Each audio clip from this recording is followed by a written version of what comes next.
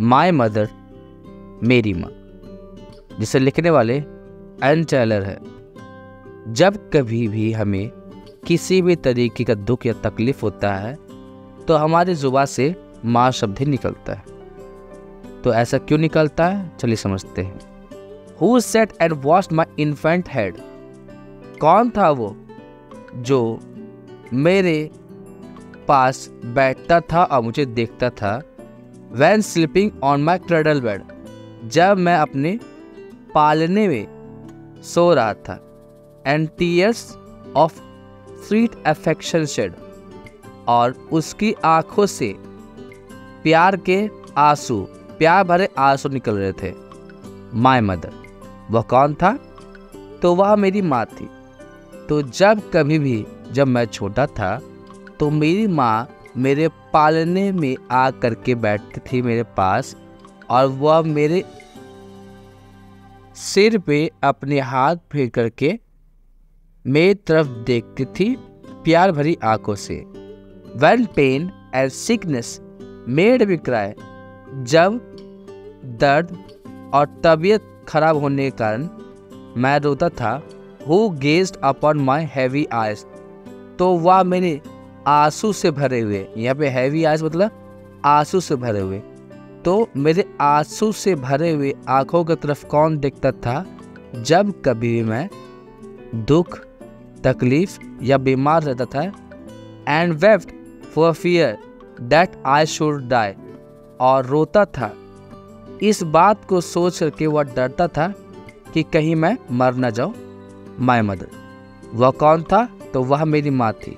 तो जब कभी मैं दुख तकलीफ में रहता था और उस दुख तकलीफ के कारण मैं रोने लगता था, तो वह मेरे रोते हुए आंखों को कौन देखने वाला था? तो मेरी माँ। और मेरी माँ इस बात को सोच करके वह रोने लगती थी कि कहीं मैं मर ना जाऊं। Who ran to help me when I fell, जब मैं गिर गया था तो कौन दौड़ के मेरे पास आया था? And would some pretty story tell, और मेरे पास आ करके अच्छी अच्छी कहानियाँ बोलता। और kiss the place to make it well, और जिस जगह पे चोट लगी उस जगह पे वह किस करता ताकि मुझे अच्छा लगे। माय मदर, तो वह कौन था? तो वह मेरी माँ थी। तो जब कभी भी मैं गिरा और मेरे गिरने के बाद कौन आया मेरे पास दौड़ते हुए? मेरी माँ। और मुझे अच्छी अच्छी कहानियाँ भी सुनाई, और जिस जगह पे मुझे चोट लगा उस जगह पे मुझे किस किया ताकि मुझे अच्छा फील हो। And can I ever cease to be affectionated and kind to thee, और क्या मैं कभी अपने आप को रोक पाऊंगा? या सीज का मतलब है रोकना, affectionate and kind to thee, उनके प्रति जो मुझे इतना दयालु बनाना चाह रही थी, जो मुझसे बहुत ही ज़्यादा प्यार कर रही थी। Who was so very kind to me, जो हमेशा मेरे लिए मेरे साथ खड़ी रही और उनके पास हमेशा मेरे लिए दया का भाव रहा। वह कौन थी? तो मेरी माँ थी। और no the thought I cannot bear, अरे नहीं, मैं इस बात को सोच भी नहीं सकता।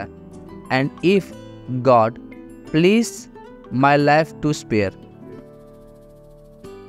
हे भगवान मुझे बख्श देना, मुझे बचा देना।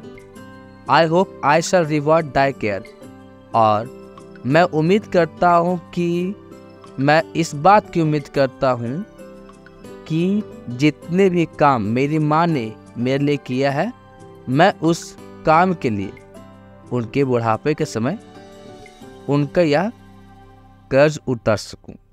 हालांकि हम अपने माता पिता का कर्ज कभी नहीं उतार सकते, लेकिन यहाँ पे बोला जा रहा है कि मेरी ज़िंदगी को बख्श देना ताकि जब मेरी माँ बूढ़ी हो तो मैं उनका ख्याल रख सकूं। When thou art old, feeble and grey, जब वो कौन? दाव मतलब वो, तो वो कौन? उनकी माँ। जब उनकी माँ बूढ़ी हो जाएंगी, उनके बाल सफ़ेद हो जाएंगे।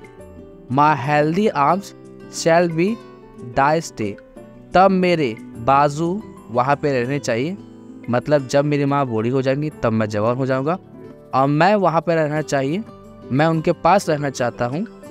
And I soothe thy pains away, और उनके अपनी माँ के जितने भी दुख तकलीफ है सबको दूर करना चाहता हूँ, माय मदर, मेरी माँ। मतलब यहाँ पे बोला जाता है कि जब कभी भी लेखक बड़े हो जाएंगे और उनकी माँ बूढ़ी हो जाएंगी, उनके बाल सफ़ेद हो जाएंगे, तो वह अपनी माँ के पास रहना चाहते हैं ताकि उनके जितने भी दुख तकलीफ है वह अपनी माँ के सारे दुख तकलीफ को खत्म कर सके।